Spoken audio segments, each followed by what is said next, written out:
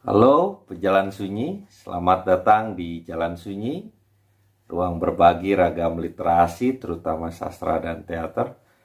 Di video ini saya akan berbagi bacaan tentang tokoh khas yang biasa muncul dalam melodrama dan beberapa pertanyaan yang bisa diajukan ketika mengapresiasi melodrama.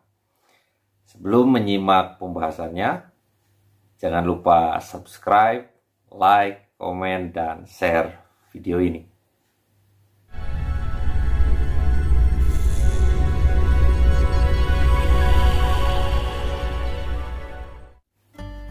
Perlu diingat bahwa tragedi klasik ini berkaitan dengan tokoh yang posisinya di atas kita. Sementara komedi klasik biasanya di bawah kita ya. Dalam arti bahwa kita merasa lebih unggul dari kebodohan tokoh-tokohnya. Tokoh-tokoh yang biasanya muncul dalam melodrama adalah biasanya lebih mirip kita. Nah, gitu ya. Baik dalam status sosial politik dan kepribadiannya. Tapi yang lebih penting, ini tokohnya cenderung tidak terlalu ekstrim dibandingkan tokoh dalam tragedi ya dan komedi. Artinya mereka tidak bersalah seperti dalam tragedi klasik atau tidak menggelikan seperti dalam komedi klasik.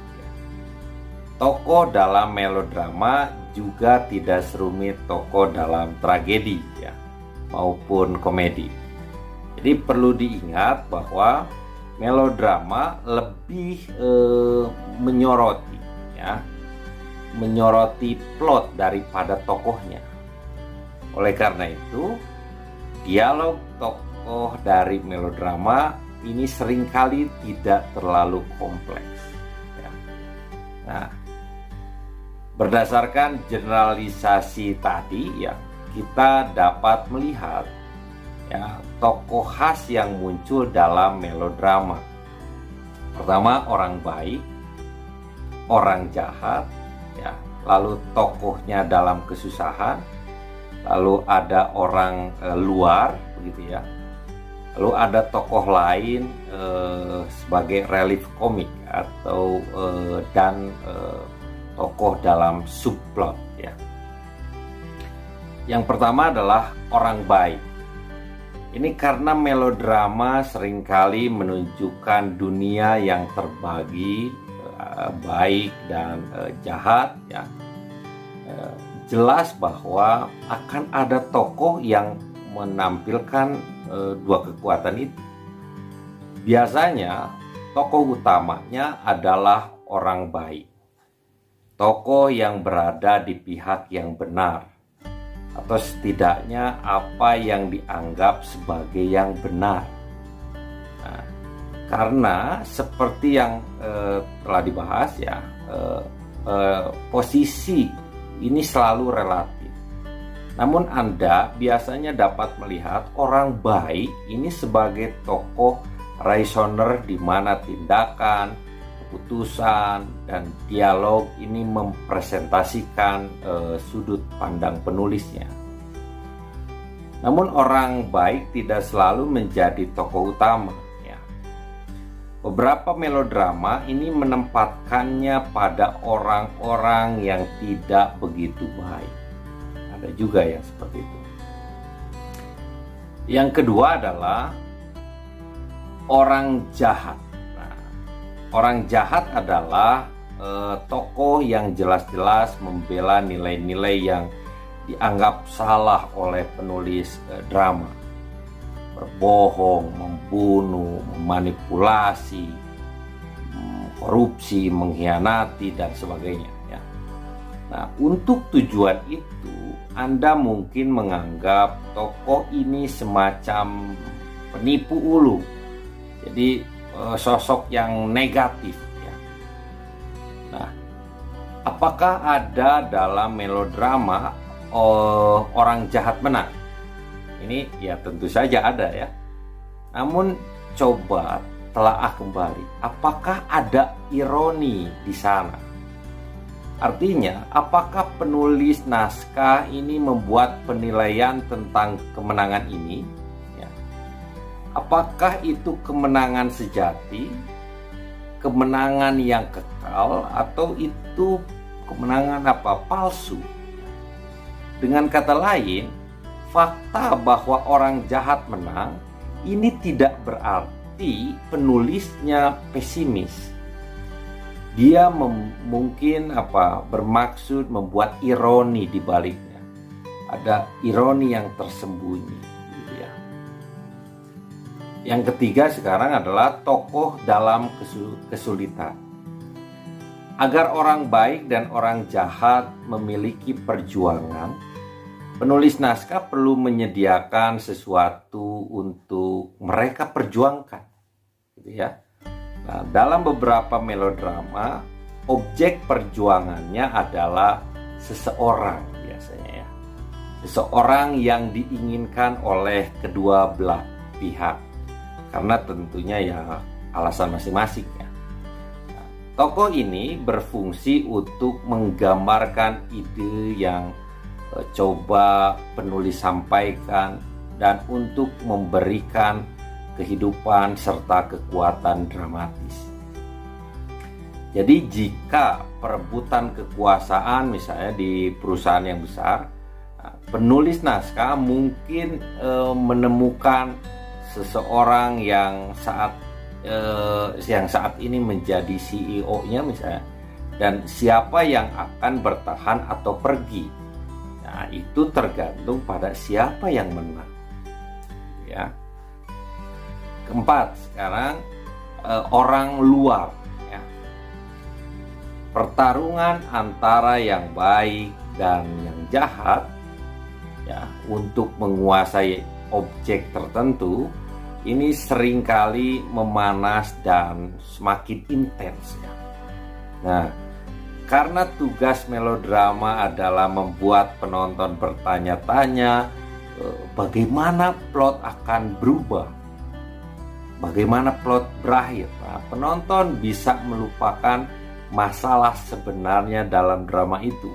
Nah, oleh karena itu, untuk menghadirkan sudut pandang yang jelas, mungkin lebih objektif, penulis seringkali menyisipkan tokoh yang sedikit berdiri di luar perjuangan tokoh yang berlawanan dan biasanya tidak terkontaminasi oleh yang kedua pihak itu ya. Mungkin tokoh ini datang dari dunia hijau ya, yang aneh, dari tempat lain ya, dan mewakili standar ya dalam mengukur perjuangan orang baik dan orang jahat. Ya. Sementara tokoh yang berlawanan ini memperebutkan kekuasaan objek tertentu, nah, orang luar ini ya, dia menempatkan perjuangan kedua pihak ini ke dalam perspektif yang lebih luas ya. Dia memberitahu bahwa di tempat lain perebutan kekuasaan ini mungkin berarti sesuatu yang berbeda atau bahkan mungkin tidak ada sama sekali. Nah, dalam hal ini pihak luar ini berfungsi sebagai biasanya sebagiannya sebagai foil dan sebagian sebagai rasional.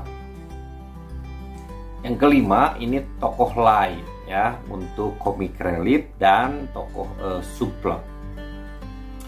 Beberapa melodrama ini memiliki bentuk yang lebih kaya daripada yang lain ya. Cerita dan koleksi tokohnya biasa lebih luas ya. Kita akan melihat dua jenis tokoh tambahan ini ya. Pertama adalah relief komik. Ini banyak melodrama ya, melodrama awal ini memasukkan tokoh komik, dan tokoh ini sering memainkan stereotip tertentu. Tokoh-tokoh ini misalnya tetangga, pelayan, kerabat yang aneh, dan orang-orang hal yang aneh yang muncul di dalam drama itu sesuka hati. Lalu selanjutnya adalah tokoh dalam subplot ya. Kadang-kadang ini seorang penulis ini mencoba untuk menyulap dua cerita pada saat yang sama ya, menyulam gitu ya. Nah, salah satunya entah bagaimana misalnya menggemakan sesuatu yang lain. Sementara orang-orang kelas atas ini sedang berjuang, pelayan atau tetangga atau kerabat mereka mungkin juga mengalami kesulitannya sendiri ya. Atau sementara plot utama melibatkan perbuatan yang buruk, subplot mungkin berurusan dengan yang baik. Melodrama adalah drama serius yang lebih menekankan pada plot daripada tokoh dan biasanya menunjukkan perjuangan antara kebaikan dan kejahatan. Perjuangan di mana kebaikan biasanya paling sering yang menang ya. Nah, ini biasanya berkaitan dengan taruhannya tinggi, resikonya tinggi, dan bahaya pribadi bagi tokoh utamanya. Lalu plotnya rumit dengan serangkaian pembalasan yang cenderung mendorong tokoh utama ini justru mendekati kekalahan atau mendekati kemenangan, dan kemudian diakhiri dengan klimaks yang memberikan pembalikan yang tiba-tiba ya, dan itu terakhir. Nah, beberapa penulis ini mengubah beberapa karakteristik ini dengan cara yang kacau balau ya, tergantung ya pada visi mereka. Baik, ini yang terakhir. Ini pertanyaan-pertanyaan yang bisa diajukan ya. Yang pertama adalah bagaimana perbandingan elemen-elemen dalam drama melodrama ini dengan tragedi klasik. Apakah melodrama misalnya memiliki tokoh utama ya, tapi tanpa peristiwa hamartia? Menurut Anda, apa makna dari perbedaan itu? Yang kedua adalah bagaimana prinsip benar dan salah itu muncul dalam drama itu. Apakah penulis naskah ini menyatakan dan mengklarifikasi dua kekuatan yang berlawanan itu ya? Di bagian mana jika ada? Penulis drama itu tampaknya ya berpihak gitu ya. Yang ketiga, bagaimana penulis naskah ini menyusun plot ya untuk menuju serangkaian peristiwa pembalikan penyiasatan. Apakah pembalikan ini tampak organik ya, perlawanannya organik dalam cerita, atau tampak dibuat-buat ya untuk sekadar tujuan ketegangan aja. Yang keempat, di mana adegan besar ini terjadi? Bagaimana penulis drama membangun drama itu ke arah itu ya? Apa penyebab dari pembalikan perlawanan besar ini? Lalu yang selanjutnya, tokoh mana yang mewakili yang baik dan mana yang jahat? Apa arti dari istilah-istilah itu di dalam konteks drama? Pertanyaan selanjutnya, apa objek yang diperebutkan oleh kedua pihak? Bagaimana perebutan itu beroperasi dalam menjaga pergerakan plot ya supaya tetap bergerak? Menurut Anda, makna simbolis apa dari perebutan itu? Lalu selanjutnya, apakah ada orang luar dalam drama itu? bagaimana orang ini berfungsi sebagai reasoner. Selanjutnya adalah apakah drama tersebut memiliki subplot? Jika ada, bagaimana subplot ini berhubungan dengan plot utama? Apakah itu menegaskan atau menegasi atau yang lainnya, misalnya memperkuat tema gitu ya. Demikianlah pembahasan singkat tentang tokoh-tokoh khas yang muncul dalam melodrama. Terima kasih telah menonton video ini. Jangan lupa subscribe, like, komen, dan share video ini. Sampai jumpa di video berikutnya.